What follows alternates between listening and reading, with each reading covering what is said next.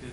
You just kind of honed it in. You're like, I'm not doing You know this what? this time." I'm so much of like, even on the worst industrial narrations I've had to do for the driest pieces of copy, not in cartoons, but like describing how to dismantle an engine or something like that, I still approach it with a focus and professionalism because I know that's my job.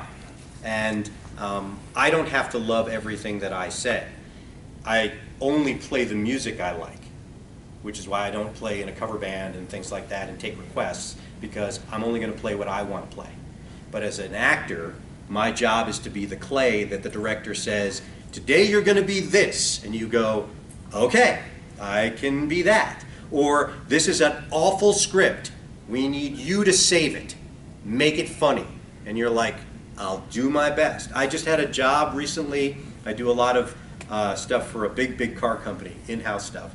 And they have a web series where they wanted me to read their print ads, like the descriptive stuff from their website, like read a web page as a, what do they call it, as a podcast, like a short 2-minute podcast, episodes. Now, if you're not familiar with the difference between print and what's written to be read, when you read, like in a magazine, if you look at what a print ad is, how it's laid out, it's not always meant to be spoken. Especially a web page is not necessarily meant to be spoken. It's meant to be read. So when you give a voice actor what we call copy, the script, of a basic print ad and say, read this conversationally, you're like, but it's not written to be spoken. It's written to just be read, right? So they gave me these web pages and said, can you read these like they're a podcast? And I said, but they're written, I mean, it even says things like see a graph on right-hand side, and like there's pictures with text underneath them, and I'm like, but what do I read? And what do I not read? It's like Ron Burgundy from Anchorman. Like, I'm Ron Burgundy, right? If you put that question mark on the thing, I'm going to say that. So I had to decipher this thing, and I did one as a test first. They're like, could you read it? Because the client wants these to be podcasts, but we're not sure how to make these podcasts, and we know you can do it. So the pressure's on me to take something that's not meant to be read like that and read it. So did I love it? No. Does it sound like I know what I'm talking about? Oh yeah.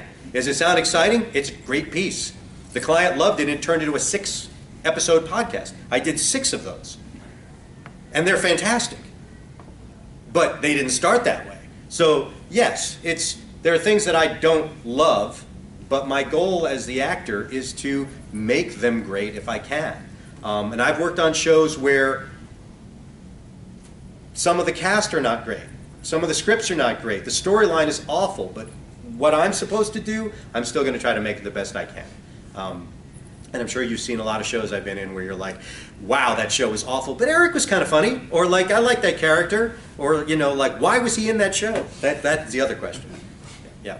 And on that note, do you have a guilty pleasure role that you did where the rest of it was kind of meh, but you just had so much fun doing it? I never really watched a lot of Dinosaur King, but Dinosaur King, I played Dr. Z, the crazy main bad guy on that. And that was a wild voice to do. And a lot of screaming, a lot of screechy stuff. But there's some subtlety to the craziness. That was fun. I didn't think the show was great. The show was definitely a Pokemon sort of template that then turned, the characters went to CGI, so that was kind of the difference. But they had a basic Team Rocket in there. It was the same kind of storyline. So I didn't think it was that original. But I did like that character. And even with Ultimate Muscle. I mean, there's some funny stuff in Ultimate Muscle. And that show was so wacky. You know, the creators of the Kinnikuman stuff would take suggestions of villains from fans. So at one point in like the 3rd season, there was a character that was just a butt for a head, Monsieur Cheeks, who spoke French, and his arms were up here where his legs should be, and he had a talking butt, and then someone else was a head in a toilet bowl. And you know, like when the show gets to that point, when you're taking like requests or like suggestions from 15-year-old boys of what characters should look like, you're like, this show is, no, you know, no pun intended, going down the toilet. Like this is not going to be, but we still saved it with some comedy. So, yeah, there's been a couple like that. What was the most challenging character you had to voice, or maybe a line that took a lot of tries to get right? I've definitely done some things with dialects and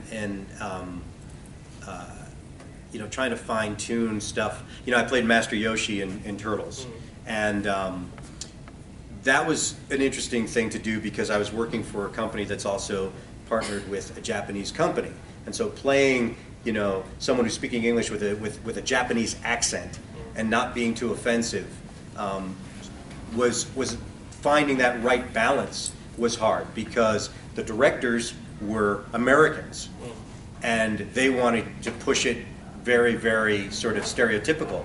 Whereas I was like, I don't think we need to go like that for two reasons. One, to not offend, but also just a slight tinge of that is enough. It doesn't have to be so broad to get the point across. Plus, visually, we know who he is. I mean, and you know, the character is so cool anyway, even though he doesn't last very long. Spoiler. But that was tough. It's things like that. There's a lot of times where you'll meet voice actors who will tell you they can do a million different dialects and accents. I will not tell you that. I do mostly sort of hybrids of things, or I can do a couple of things pretty dead on, but mostly it's sort of the cartoon version of that. When I do audiobooks where they require, it's got to be British from this part of England, and it's got to be Southern from Texas, I go online and I listen to dialect videos to really study that stuff. I read an audiobook, I'm a huge Elvis fan, and I had to read a very, very cool audiobook where it's, of course, fiction, unless you believe that he's still alive, which I do. Elvis has faked his death and has come back. He's had plastic surgery. He's a private investigator.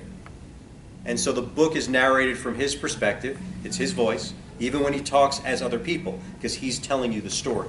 So I was not supposed to change voices when I, you know, speak as a woman or someone else talking to him. It's Elvis telling the story, right?